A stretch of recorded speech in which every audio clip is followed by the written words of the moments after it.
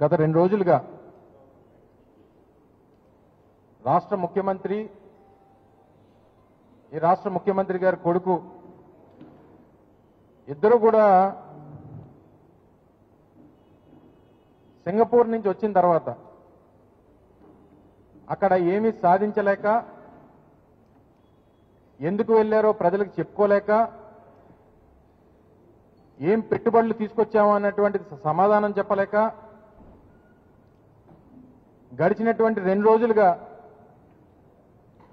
జగన్మోహన్ రెడ్డి గారి మీద వైఎస్ఆర్ కాంగ్రెస్ పార్టీ ప్రభుత్వం మీద గడిచినటువంటి గత ప్రభుత్వం మీద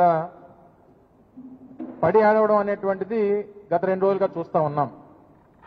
సహజంగా ఒక దేశ పర్యటనకు వెళ్ళినప్పుడు పెట్టుబడుల కోసం అని చెప్పినటువంటి రాష్ట్ర ముఖ్యమంత్రి గారు సహజంగా ఒక దేశ పర్యటనకు వెళ్ళి వచ్చిన తర్వాత రాష్ట్ర ప్రజలను ఉద్దేశించి సంబంధించినటువంటి విషయాలన్నీ కూడా చెప్పడం అనేటువంటిది సహజంగా జరిగేటువంటి సందర్భాలు. కానీ డిఫాక్టో సీఎంగా ఉన్నటువంటి కొడుకు వచ్చి విషయాలన్నీ కూడా చెప్తూ అక్కడ ఏం సాధించారో అన్నటువంటి చెప్పుకోలేక తిరిగి జగన్మోహన్ రెడ్డి గారి మీద పడేయడం అనేటువంటిది నిన్న మొన్న చూసాం. అయితే ఆయన మాటలు చూసిన తర్వాత ఏమనిపించిందంటే బాప్ 1 నంబరీ బేటా 10 నంబరీ. పూర్వం నుంచి ఇది హిందీ సామెత మనందరికీ తెలుసు. అబద్ధాలు, కుట్రలు, కుతంత్రాలు, మా నాయకుడి మీద వేసేటువంటి అబండాలు ఇవన్నీ కూడా తండ్రిని మించిపోయి 10 రెట్లు తండ్రిని మించిపోయినటువంటి స్థానంలో కొడుకు ఉండడం అనేటువంటిది చాలా గొప్పతనం. ఒకప్పుడు ఆయన గత ప్రభుత్వంలో కొంత బరువు ఎక్కువ ఉండేవాడు 2014 నుంచి 19 వరకు. సరే, ఆయన మీద ఏదో తప్పుడు ప్రచారాలు చేశారు, బరువు తగ్గాడు. బరువు తగ్గితే బుద్ధి కూడా పెరుగుతుంది అనుకున్నా. అబ్బే, బరువు మాత్రం తగ్గాడు తప్ప బుద్ధి మాత్రం ఎక్కడ పెరగలేదు. సింగపూర్లో ఏం సాధించామనంటే జగన్మోహన్ రెడ్డి గారు ఎవరితో లెటర్లు రాయించారు, ఎవరితో ఈమెయిల్స్ పెట్టించారు. అందుకనే సింగపూర్ ప్రభుత్వం మళ్ళీ మీతో కలిసి పనిచేయమని చెప్పింది. ఈ రకమైనటువంటి తప్పుడు ప్రచారం చేయడం మొదలుపెట్టారు. తీరా లేక ఆ ఈమెయిల్స్ ఎవరు పెట్టారని చెప్పి ఈ గతంలో కాదు కదా, ఎవరు పెట్టారని చెప్పి చూస్తే ఆ తెలుగుదేశం పార్టీకి చెందినటువంటి వారి కార్యకర్త పెట్టాడు. మాకున్నటువంటి సమాచారం మేరకు ఒక మురళీకృష్ణ అని చెప్పి ఒక ఎన్ఆర్ఐ ఆయన ట్వీట్ కూడా చేశాడు. మరి దాన్ని తీసుకుని వచ్చి వైఎస్ఆర్ కాంగ్రెస్ పార్టీకి చెందినటువంటి నాయకులు ఎవరో మురళీకృష్ణ పెట్టారట. ఆ మురళీకృష్ణ అనేటువంటి వ్యక్తికి వైఎస్ఆర్ కాంగ్రెస్ పార్టీకి సంబంధం ఉంది కాబట్టి మన రాష్ట్ర ప్రతిష్టని దిగజార్చారు అనేటువంటి మాటలు కొడుకు చెప్తా ఉన్నాడు. అసలు వీరు ఏమనుకుంటున్నారంటే ఈ ఆంధ్ర రాష్ట్రం అనేటువంటిది నారావారి రాజ్యంలాగా, వారి సామ్రాజ్యంలాగా, చంద్రబాబు నాయుడు గారు ఏమో దానికి రాజులాగా, ఈయన యువరాజులాగా ఫీల్ అవుతా ఉన్నారు. అంటే ఈ రాష్ట్రంలో మనం గొప్పగా చెప్పుకునేటువంటి ప్రపంచంలోనే అతిపెద్ద ప్రజాస్వామ్యం అని చెప్పుకునేటువంటి భారతదేశంలో ఉన్నటువంటి ఆంధ్రప్రదేశ్ రాష్ట్రానికి భారతదేశ ప్రజాస్వామ్యానికి సంబంధం లేదు. ఇక్కడ ఏ చట్టం చేసినా, ఏమి అమలు చేసినా, ఏం మాట్లాడినా, ఏ కార్యక్రమాలు చేసినా అది మా నారావారి రాజ్యాంగం, రెడ్ బుక్ రాజ్యాంగం అనేటువంటి విధంగా వీరు మాట్లాడుతున్నటువంటి తీరు మనం చూస్తా ఉన్నాం. ఆయనే నిన్న మాట్లాడుతూ చెప్పారు. ఏం చెప్పాడు? 95 నుంచి మా నాన్నగారికి సింగపూర్తో సంబంధాలు ఉన్నాయని. మేము కూడా అది చెప్పాం, మేమేం తప్పు చెప్పలేదే. గతంలో 3 రోజుల క్రితం నేను మాట్లాడినప్పుడు కూడా అది చెప్పా. మీ నాన్నగారికి సింగపూర్తో సంబంధాలు ఉన్నాయనే చెప్తున్నాం. దాన్ని మీరు రాటిఫై చేశారు. సరే, ఎన్నిసార్లు వెళ్ళారంటే 58 సార్లు వెళ్ళారు 95 నుంచి 2025 వరకు. అంటే 30 సంవత్సరాల్లో 58 సార్లు వెళ్ళారు. అందరూ ఏమనుకున్నారు, పెట్టుబడులు పెట్టడానికి వెళ్ళారు, పెట్టుబడులు తీసుకురావడానికి వెళ్ళారని చెప్పి పెట్టుబడుల కోసం అంటే ప్రజలు ఏమనుకుంటారు, పెట్టుబడులు తీసుకురావడానికి వెళ్ళారనుకుంటారు. తప్పు. ఈయన సంపాదించినటువంటి అవినీతి సొమ్ముని పెట్టుబడులు పెట్టడానికి వెళ్ళాడు సింగపూర్ ఆయన.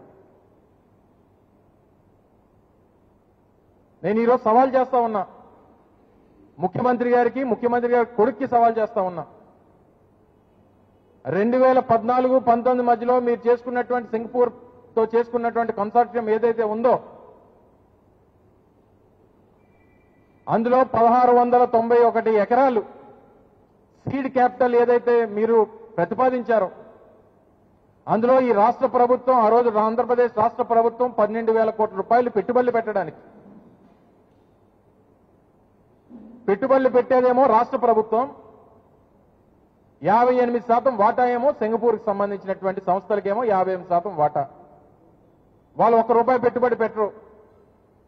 టర్నోవర్ లో మాత్రం 91.5% ఆ సింగపూర్ వాళ్ళకి, 8.5% మాత్రమే రాష్ట్ర ప్రభుత్వానికి. ఎక్కడన్నా ఉందండి? ఇది పెద్ద స్కామ్ కాదా? దీని మీద చర్చకి తండ్రి కొడుకులు సిద్ధమని అడుగుతా ఉన్నాం వైఎస్ఆర్ కాంగ్రెస్ పార్టీ తరఫున. మొత్తంగా నీ బిజినెస్ పార్ట్నర్ ఈశ్వరంతో ఎవరైతే సింగపూర్ లో మొన్నటి వరకు జైలు జీవితం గడిపినటువంటి ఈశ్వరన్ నీకు బిజినెస్ పార్ట్నర్ కాదా? 2014-19 మధ్యలో ఎన్ని మార్లు ఆయన్ని ఈ ఆంధ్ర రాష్ట్రానికి తీసుకుని వచ్చావు? తరువాత 2021లో ఆయన్ని ఎందుకు అరెస్ట్ చేశారు? ఒక అవినీతి పరుడు అని చెప్పి ఆయన మీద ఆ ఎలిగేషన్స్ వచ్చి అవి రుజువైతే ఆయన అరెస్ట్ చేసినటువంటి మాట వాస్తవం కదా? అటువంటి వ్యక్తితో మీకున్నటువంటి సాన్నిహిత్యం ఉందా లేదా అనేటువంటిది ఎవరికైనా అనుమానాలు ఉన్నాయా? ఇన్ని కార్యక్రమాలు, ఇన్ని తప్పుడు కార్యక్రమాలు చేసి మళ్ళీ ఇంకా సింగపూరు దావోస్ అని చెప్పి నువ్వు మాట్లాడుతూ ఉంటే ఏం సాధించారు ఈ 15 మాసాల్లో చెప్పండి. నువ్వు సింగపూర్లో వెళ్ళి మాట్లాడినటువంటి 3 పోర్టుల నిర్మాణం వైఎస్ఆర్ కాంగ్రెస్ పార్టీలో జరిగింది. అది రామయ్యపట్నం కానీ, మూలపేట కానీ, మచిలీపట్నం కానీ దాదాపు 12,000 కోట్ల రూపాయలు పెట్టుబడితో ఆ రోజు వైఎస్ఆర్ కాంగ్రెస్ పార్టీ జగన్మోహన్ రెడ్డి గారి నేతృత్వంలో ఆ సంబంధించినటువంటి శాఖ మంత్రిగా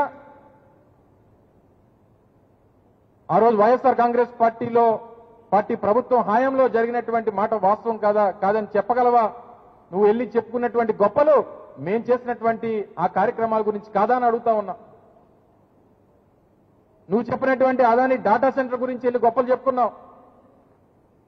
ఆ డాటా సెంటర్ ని విశాఖపట్నానికి, ఆంధ్ర రాష్ట్రానికి తీసుకొచ్చింది వైఎస్ఆర్ కాంగ్రెస్ పార్టీ కాదా అని అడుగుతా ఉన్నావు.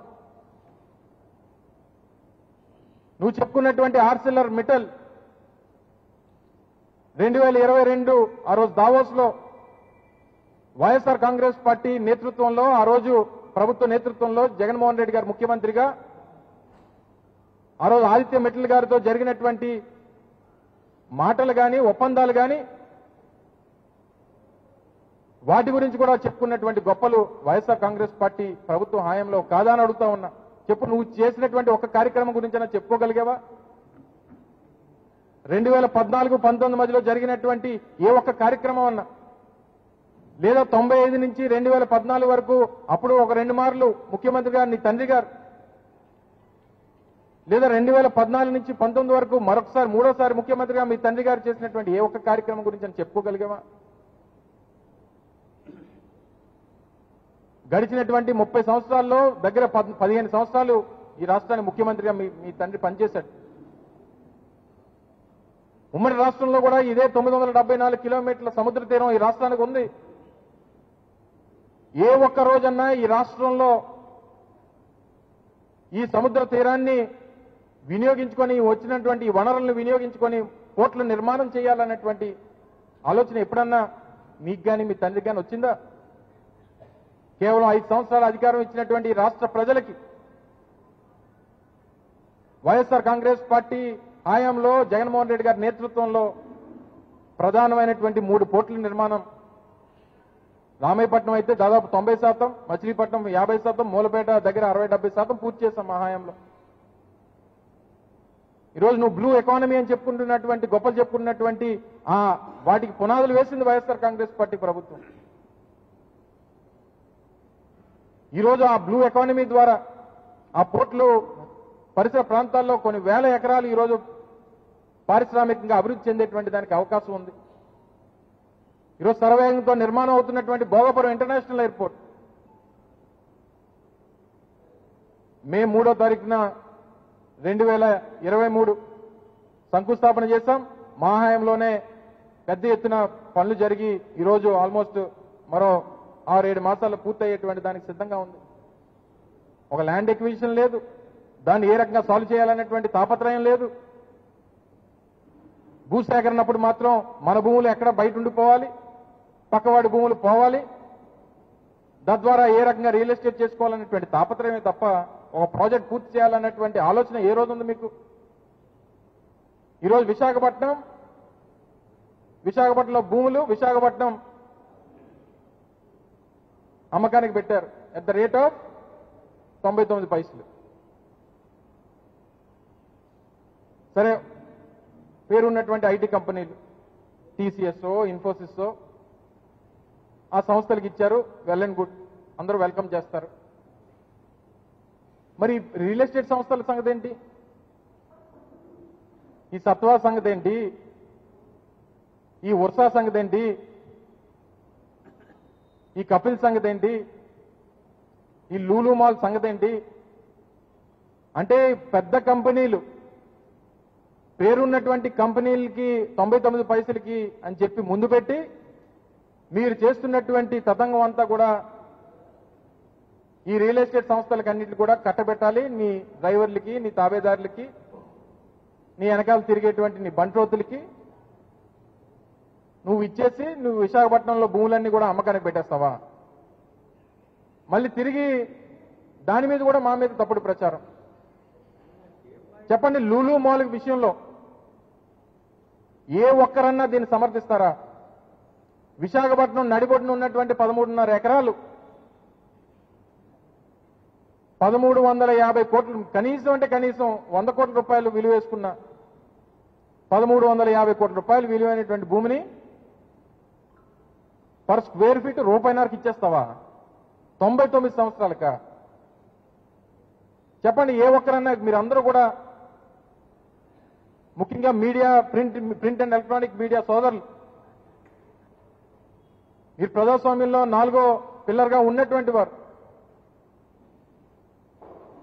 మాతో పాటు మీ అందరి బాధ్యత కూడా ఉంది.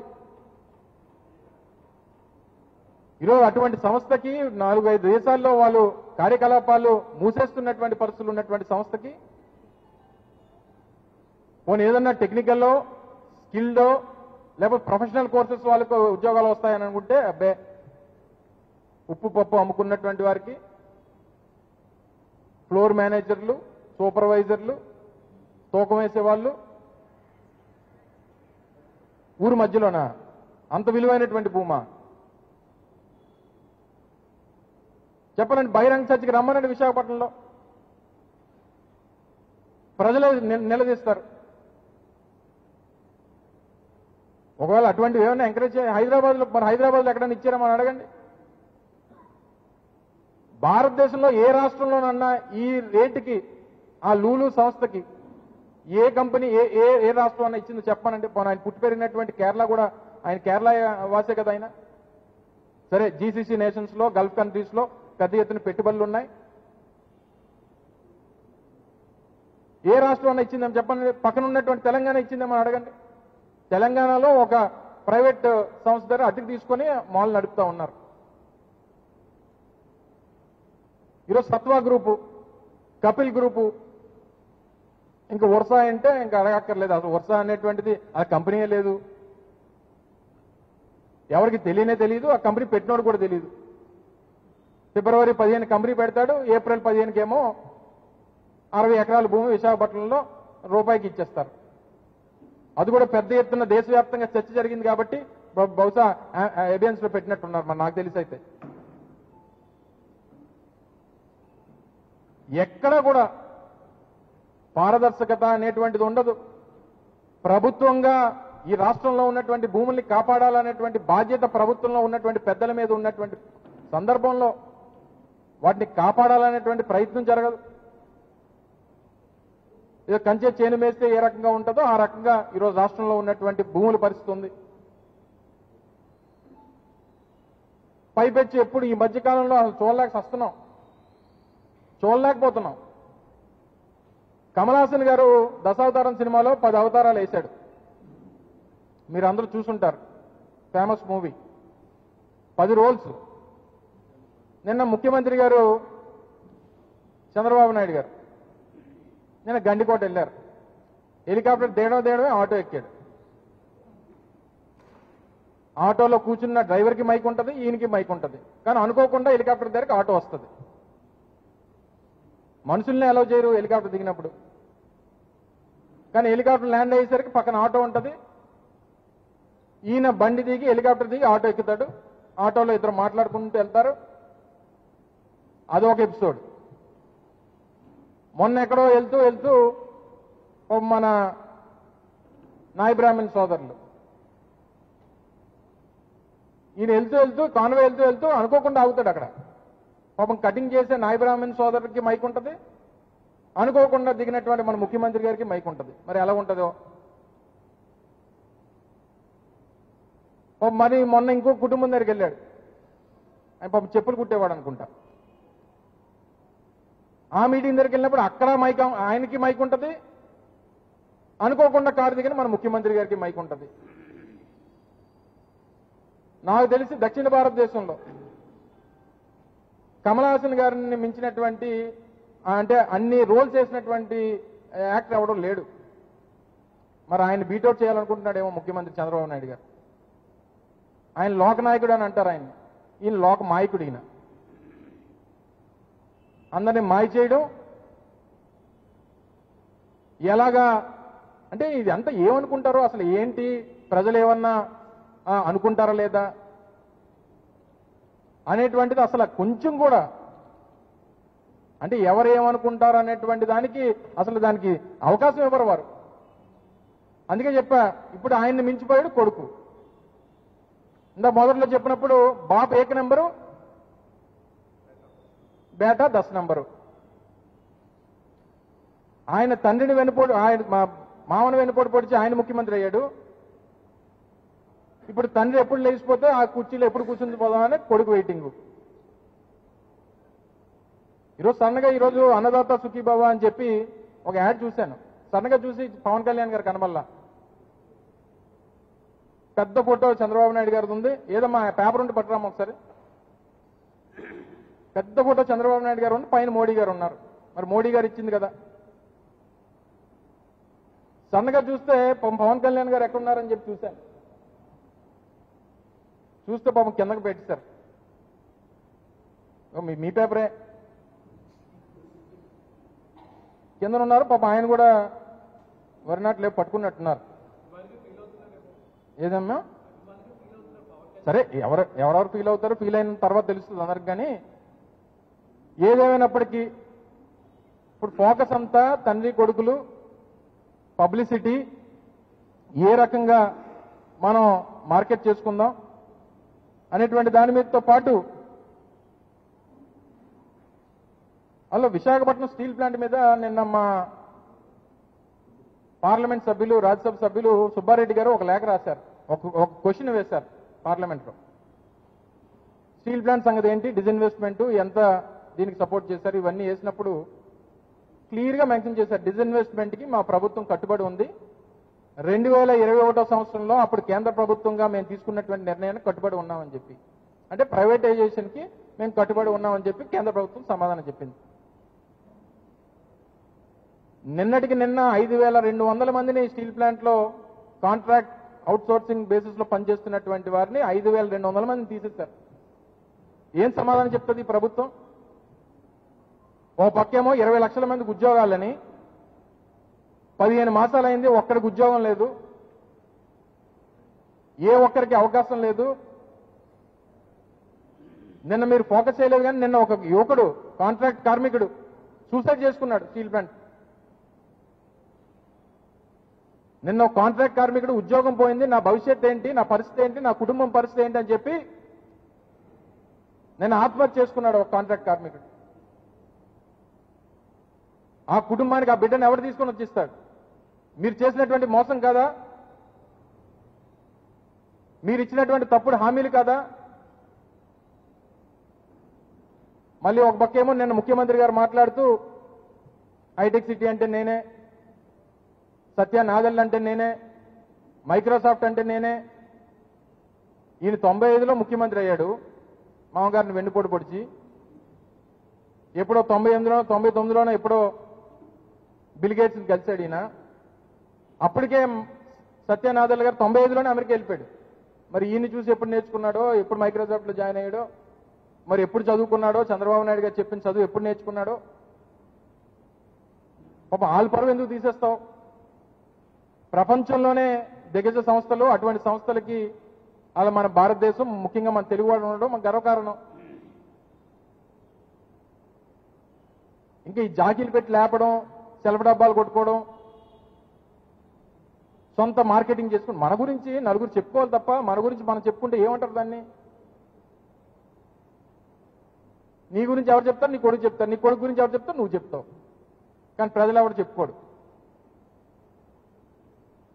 ఎవడన్నా ఏదైనా మాట్లాడితే ఈ 175 నియోజకవర్గాల్లో ఉన్నటువంటి వైఎస్ఆర్ కాంగ్రెస్ పార్టీ నాయకుల్ని ఎలాగా ఇబ్బంది పెట్టాలి, ఎలాగ అరెస్టులు చేయాలి, ఎవరిని మాట్లాడకుండా ఏ రకంగా చేయాలి, ఎలా కేసులు పెట్టాలి, ఎలా ప్రజలను తప్పుదోవ పట్టించాలి, మనం చేసినటువంటి మోసాన్ని ఎలా కప్పుపుచ్చుకోవాలి,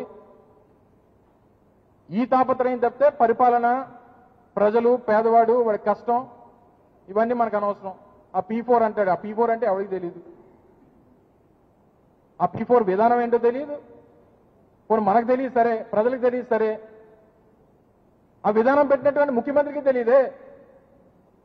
ఇది గొప్పతనం.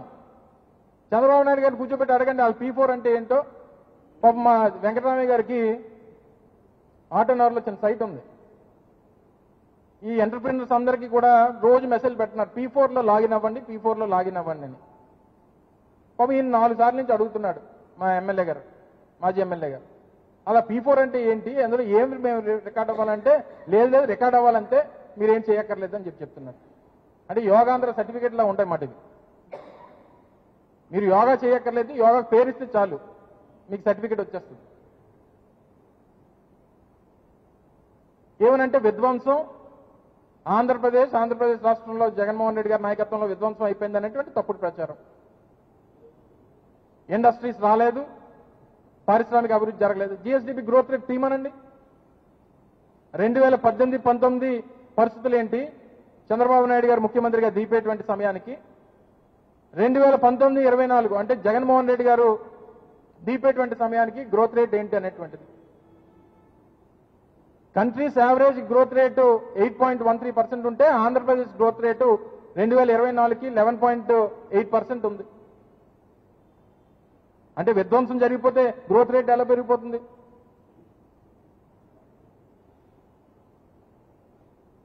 అదే ఎక్స్పోర్ట్స్ ఆంధ్రప్రదేశ్ రాష్ట్రం నుంచి 2019 సంవత్సరంకి $10 బిలియన్ ఎక్స్పోర్ట్ ఉంటే 2024 వచ్చేసరికి జగన్మోహన్ రెడ్డి గారి నేతృత్వంలో $20 బిలియన్ ఎక్స్పోర్ట్ స్థాయికి రీచ్ అయింది. అంటే కోవిడ్ పరిస్థితులు కూడా అధిగమించి 2 సంవత్సరాల పాటు పూర్తిగా మార్కెట్ డౌన్ఫాల్లో ఉన్నప్పుడు అయినా సరే అన్ని అధిగమించి ఆ రోజు ఆ పరిస్థితి తీసుకొని వచ్చాం. పర్ క్యాపిటల్ ఇన్కమ్ కూడా 18వ స్థానంలో రాష్ట్రం ఉంటే దాన్ని 15వ స్థానంలో తీసుకొని వచ్చాం. ఇవన్నీ చేసి విధ్వంసం జరిగిపోతే ఇవన్నీ ఎలా జరుగుతాయి? ఇవన్నీ నెంబర్స్ నేను చెప్పినవి కాదు కదా. కేంద్రంలో ఉన్నటువంటి మీ ప్రభుత్వం ఉంది, ప్రభుత్వం దగ్గర ఉన్నటువంటి లెక్కలు తీసుకోండి. ఆ లెక్కలు తీసుకొని ప్రజల ముందు పెట్టండి. మా నాయకుడు ఎప్పుడు మాట్లాడినా పక్కన పెట్టి, పక్కన స్క్రీన్లో డీటెయిల్స్ చూపించి, అఫీషియల్ రికార్డ్స్ చూపించి సమాధానం చెప్తుంటాడు కదా. మీరు ఎందుకు చెప్పలేకపోతున్నారు? పూర్తిగా ఇప్పటికన్నా ప్రజల్ని మోసం చేయడం మానేసి ఇచ్చినటువంటి హామీల్ని అమలు చేసేటువంటి దానికి మీ తప్పుడు ప్రచారాలు మానుకొని, మీ హంగులు, ఆర్భాటాలు, మార్కెటింగు, మీ పబ్లిసిటీలు మానుకొని ప్రజలకు మంచి చేసేటువంటి దాంట్లో కాస్త బుర్ర పెట్టమని తండ్రి కొడుకులు ఇద్దరిని కూడా రాష్ట్ర ప్రజల తరఫున వైఎస్ఆర్ కాంగ్రెస్ పార్టీ తరఫున కోరుతా ఉన్నా. Thank you.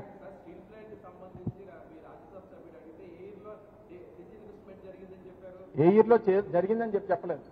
నువ్వు కొంచెం స్పెల్లింగ్ మిస్టేక్స్, ఫుల్ స్టాప్లు, కామాలు, నా మాట విను. నా మాట నేను చెప్పిన దానికి ఫుల్ స్టాప్లు, కామాలు కొంచెం పెడుతుండు.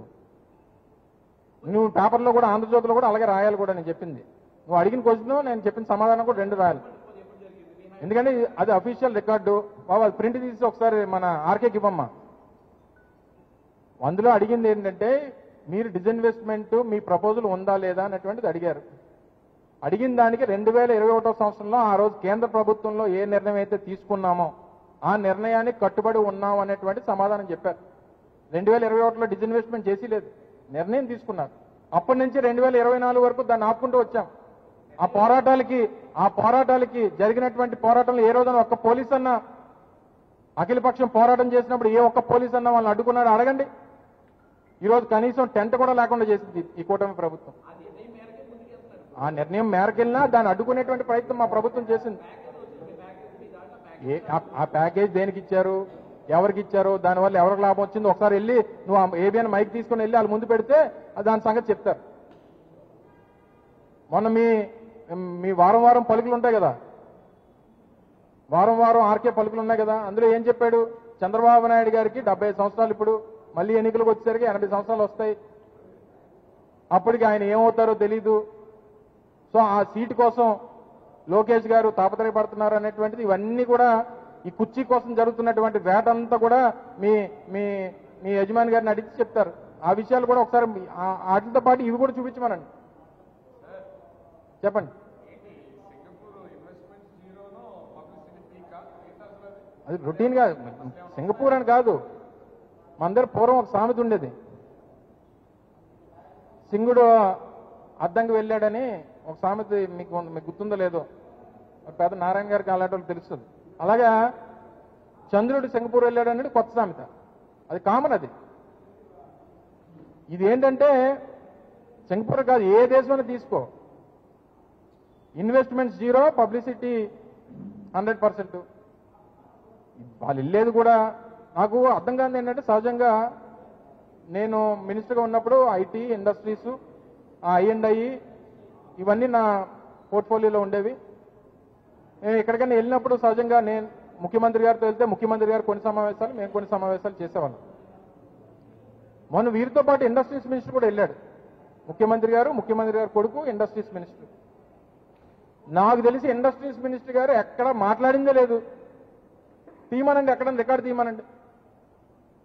ఏ ఒక్క అఫీషియల్ మీటింగ్లో అన్నా, ఏ ఒక్క కంపెనీతో అన్నా, ఇండస్ట్రీస్ డిపార్ట్మెంట్కి సంబంధించినటువంటి మంత్రి ఏ ఒక్కరితోనన్నా చర్చలు జరిపేది చెప్పానండి. అంటే లోకేష్ గారు పేపర్లు మోయడానికి వెళ్ళాడు ఆయన. అంటే వీళ్ళిద్దరిదైనా పబ్లిసిటీ, వీరిద్దరికైనా మార్కెటింగు? అంటే రాష్ట్రాన్ని మార్కెట్ చేయడానికి వెళ్ళారా, వీరిద్దరిని మార్కెట్ చేసుకోవడానికి వెళ్ళారా? పక్కన నారాయణ గారు కూడా ఉన్నారు, మరి ఆయన ఎక్కడ మాట్లాడారు నేనైతే ఎక్కడ చూడలేదు. కానీ ఇండస్ట్రీస్ మంత్రి పేరుకి డెలిగేషన్లో ఉంటారు, మున్సిపల్ అడ్మినిస్ట్రేషన్ శాఖ మంత్రి డెలిగేషన్లో ఉంటారు. కానీ అఫీషియల్ మీటింగ్స్లో ఎక్కడ కూడా వారు పార్టిసిపేట్ చేయడానికి వారికి అవకాశం ఉండదు. అంటే ఇదంతా కూడా ఏకఛత్రాధిపత్యం అంటారు కదా. అంటే సకల శాఖలన్నీ కూడా లోకేష్ గారే హ్యాండిల్ చేస్తున్నారు. ఎప్పుడైనా పాపం డిప్యూటీ సీఎం గారు నన్ను ఒక రోజున తీసుకెళ్లారా? దావోస్ తీసుకెళ్లారా? సింగపూర్ తీసుకెళ్లారా? ఎప్పుడైనా తీసుకెళ్లారు చెప్పండి. సరే, మరి అవన్నీ వాళ్ళకే వదిలేస్తున్నాం. మాకేం పొలాలు పెట్టాల్సిన అవసరం లేదు.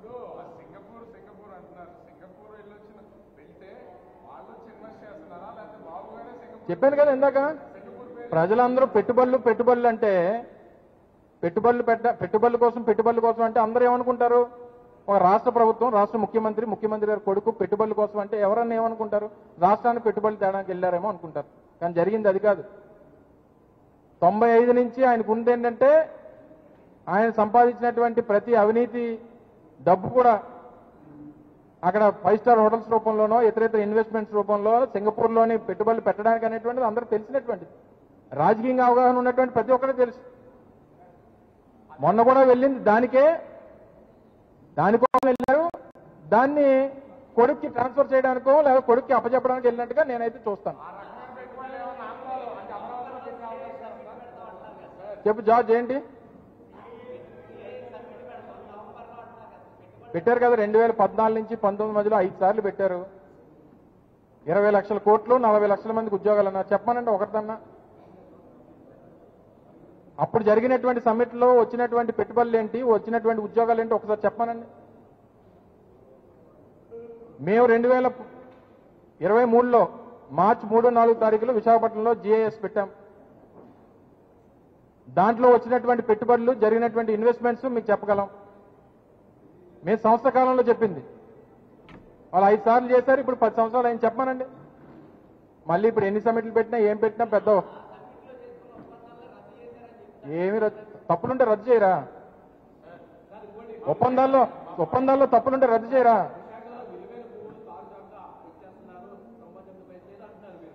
ఏదో అంటలేదు, అందరూ అంటున్నారు.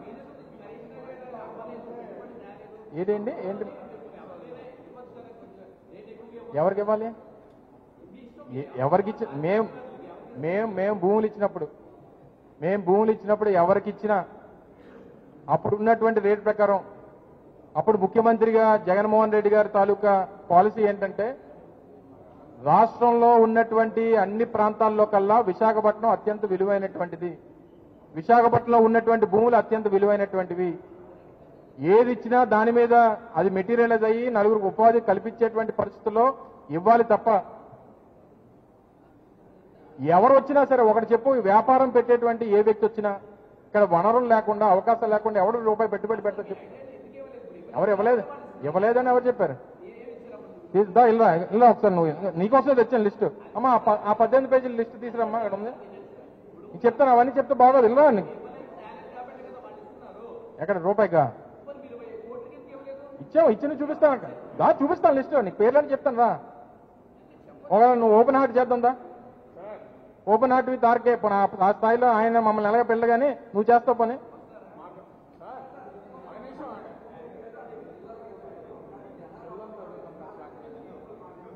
గోతులు తవ్వేమనండి, ఉన్న రోడ్లని అన్నింటినీ కూడా జేసీబీలు పెట్టి గోతులు గొంతులు తవ్వేస్తే జనం వచ్చేస్తారు. అయినా సరే మీరు జేసీబీలు పెట్టి గొయ్యలు తీసిన, 3000 మంది పోలీసులను పెట్టి అడ్డంకులు సృష్టించిన, నిన్న నెల్లూరులో ఏ రకంగా ప్రజాభిమానం రోడ్ల మీదకి వచ్చిందో అనేటువంటిది మీరు చూశారు. సిగ్గు లేకుండా ఒక రాష్ట్ర ముఖ్యమంత్రి, రాష్ట్ర హోంమంత్రి పాత వీడియోలు చూపించి అలా పరువు ఎలా తీసుకున్నారు నాకు అర్థం కావట్లేదండి. ఏడ చేశారు? మీ కూడా పాత వీడియోలు ఉంటాయి, తీసేయమంటావేంటి? యూట్యూబ్లో అన్ని వీడియోలు ఉంటాయి. పాత రికార్డ్ అయినవి ఉంటాయి, కొత్త రికార్డ్ అయినవి ఉంటాయి, లైవ్ అవుతుంది ఉంటాయి, అన్నీ ఉంటాయి. ఇప్పుడు నేను మాట్లాడింది నువ్వు పాత ప్రెస్ మీట్ తీసుకొని చూపిస్తానంటే చూపించవచ్చు కదా. గ్రీన్ మ్యాట్లు చేస్తారని ఆ గ్రాఫిక్స్ అవి మాకు అలవాట్లేవు, మీకే అలవాటు. 96లో చంద్రబాబు సింగపూర్ వెళ్ళాడు, ఇన్వెస్ట్ చేశాడు. అంటే ఇప్పుడు సింగపూర్ వెళ్తుంది చంద్రబాబు, ఇప్పుడు కూడా అమరావతిలో ఏమన్నా వాళ్ళ చేత వీళ్ళ పేరు మీద ఇన్వెస్ట్మెంట్ పెట్టించుకునే అవకాశం ఉందా? అదే కదా నేను దాని మీద ఛాలెంజ్ చేశాను. అమరావతిలో గత 2014-19 మధ్యలో ఆ కన్సార్టియమే పెట్టుబడి ఏమో రాష్ట్ర ప్రభుత్వం పెడుతుంది, వాటాకేమో సింగపూర్ ప్రభుత్వానికి వాటా, సింగపూర్కి ఇన్వెస్టర్స్ కి వాటా ఇస్తుంది. వాళ్ళు రూపాయి పెట్టరు, జస్ట్ ప్లాన్ ఇస్తారట, ఐడియాస్ చెప్తారట, 250 కంపెనీలు తీసుకొని వచ్చి పెడతారట. కానీ వారి టర్న్ ఓవర్లో 91.5% వాటా, 8.5% పెట్టుబడి పెట్టినటువంటి రాష్ట్ర ప్రభుత్వానికి ఏమో 8.5% వాటా. రాష్ట్ర ప్రభుత్వానికి నాయకులుగా మిగిలిన 90% ఎవరిదమ్మా? 8.5% రాష్ట్ర ప్రభుత్వాన్ని చూపించినా 90% సింగపూర్ అనుకుంటే అమాయకత్వం. ఈ ఈశ్వరన్ చంద్రబాబు నాయుడు గారి కవలలు ఎవరైతే ఉన్నారో అవినీతి కవలలు వీరిద్దరికి సంబంధించింది. సో ఇవన్నీ కూడా చర్చకి రమ్మనండి ప్రభుత్వాన్ని, ప్రభుత్వంలో ఉన్నటువంటి పెద్దల్ని. చాలు థ్యాంక్ యూ. లూలు మాల్కి సంబంధించి ఇప్పటి వరకు 1500 కోట్లు 2000 కోట్లు అని చెప్తున్నారు. అంటే భూమి మాదని ఎవరో కోర్టులో కేసు వేశారు, మీరేమో గత ప్రభుత్వంలో దాన్ని క్యాన్సిల్ చేశారు. పార్టీ వైపు నుంచి ఒకటి మీరు, నేను ఇంకోటి కూడా చెప్తా, కన్స్ట్రక్షన్ జరగకుండా కేసులు వేసే అవకాశం. నేను ఇంకోటి చెప్తున్నా క్లియర్ గా, ఒక తప్పుడు ప్రచారాన్ని, తప్పుడు ప్రొపగాండాని మేము అధికారంలోకి వచ్చినటువంటి నాటి నుంచి ఆ ఒప్పందం క్యాన్సిల్ అయిన దగ్గర నుంచి మా మీద తప్పుడు ప్రచారం, వాళ్ళని తరిమి కొట్టామనేటువంటి ఒక తప్పుడు ప్రచారం చేస్తున్నారు. మేము ఏ రోజు వారిని వెళ్ళిపోమని చెప్పలా. ఆల్టర్నేట్ ల్యాండ్ ఇస్తాం, ఆల్టర్నేట్ ల్యాండ్ చూపిస్తాం అనేటువంటి మాట చెప్పింది మా ప్రభుత్వం. రామకృష్ణ బ్రీచ్ అనేటువంటిది విశాఖపట్నం నడిబొడ్డున ఉంటుంది. అత్యంత విలువైనటువంటి భూమి, 1500 కోట్ల రూపాయలు విలువైనటువంటి భూమి. ఇక్కడ ఒక హైపర్ మార్కెట్ మీరు పెడితేనో, కన్వెన్షన్ పెడితేనో అన్ని రకాలుగా ప్రజలకు ఇబ్బంది అవుతుంది అనేటువంటి విషయాన్ని చెప్తూ వేరే ఆల్టర్నేట్ ల్యాండ్ చూపిస్తాం, అక్కడ మీరు పెట్టడానికి మీకు ఆసక్తి ఉంటే రండి అని అంటే మాకు వద్దు, మాకు అదే భూమి కావాలి, మాకు చంద్రబాబు నాయుడు అదే చెప్పాడు అన్నాడు. మేము ఎక్కడ చెప్తాం? మా పాలసీలు మాకు ఉంటాయి కదా, ప్రజల తాలూకా ఆలోచనలు మేము దానికి అనుగుణంగా పనిచేయాలి కదా. దీంతో పాటు సరే నేను ఎవరి పేర్లు బయటికి తీయను కానీ ఈ 13.5 ఎకరాల్లో 3 ఎకరాలు ఒక ప్రైవేట్ వ్యక్తి దగ్గర నుంచి భూమి తీసుకున్నారు. తెలుసు కదా మీ అందరికీ. అంటే బోత్ సైడ్స్ రోడ్డు ఉండాలన్నటువంటి లూలు తాలూకా ఆలోచన ఏదైతే ఉందో, వారి అవసరాలు ఏవైతే ఉన్నాయో వాటి అవసరాలకు అనుగుణంగా రెండు వైపుల భూమి ఉండాలంటే ఒక ప్రైవేట్ వ్యక్తి దగ్గర నుంచి 3 ఎకరాలు భూమి తీసుకున్నారు. దానికి ఆల్టర్నేట్ ల్యాండ్ విశాఖపట్నం నడిబొడ్డున ఉన్నటువంటి కొన్ని భూముల్ని వారికి ఇచ్చారు. మీకు తెలుసా లేదా? హెచ్ఎస్బీసీ పక్కన ఉన్నటువంటి స్థలం, లాసన్స్ బేలో ఒక స్థలం, ఎంవీపీలో ఒక స్థలం, సీతమ్మదారులో ఒక స్థలం, ఇలా 7 స్థలాలు. నాకు తెలిసి 7 స్థలాలు వాల్యూ కనీసం అంటే కనీసం 400 కోట్లు ఉంటుంది. హెచ్ఎస్బీసీ పక్కన ఉన్నటువంటి 10,000 గజాలు కనీసం అంటే కనీసం నాకు తెలిసి 2 లక్షల రూపాయలు గజం ఉంటుంది. 10,000 గజాలు 200 కోట్లు ఉంటుంది.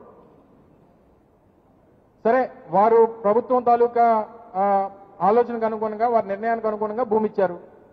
వారు ఎక్కడ నష్టపోలేదు నాకు తెలిసి. కానీ ప్రభుత్వం మరి ఒక 450 కోట్ల రూపాయల భూమిని నష్టపోయింది కదా. మరి దాన్నన్నా లూలు దగ్గర నుంచి తీసుకోవాలి కదా. మరి రూపాయిన్నరకు నువ్వు ఇచ్చేస్తే మరి 20 లక్షలు అంటే 20 లక్షలు ఇంటూ రూపాయిన్నర అంటే 30 లక్షల రూపాయలు ఇయర్లీ రెంట్కి ఇచ్చేస్తే అనవసరం నువ్వు బిగ్ టీవీలో పనిచేస్తున్నావు. నువ్వు అడిగితే నువ్వు పెట్టి అలాంటి మాల్ ఒకటి. ఇక్కడ ఉన్న వాళ్ళు ఎవరికన్నా 1500 కోట్ల రూపాయలు విలువైనటువంటి భూమి ఇస్తే 500 కోట్ల రూపాయలు అప్పు ఎవడెవడండి? ఏ బ్యాంక్ ఎవరు చెప్పు? ఆర్కే నీకు కూడా ఇస్తాలా? నువ్వు ఎన్ని రోజులు అలాగా ఉంటావు నువ్వు ఆంధ్రజ్యోతిలో. నువ్వు కూడా మీ మీ యజమాని లాగా నువ్వు కూడా ఆ మాల్కి ఒక ల్యాండ్ అడుగు, ఒక 5 ఎకరాలు ఎక్కడో ఆర్టీసీతో ఎక్కడ భూమి అడిగితే నువ్వు కూడా పెద్ద రియల్టర్ అవుతావు. ఆర్కే మాల్ అని చెప్పి పెద్ద బ్రహ్మాండంగా రాష్ట్రంలో నువ్వు కూడా నీ వెనకాల మేము తిరుగుతాం. చాలు, ఇంకా థ్యాంక్ యూ.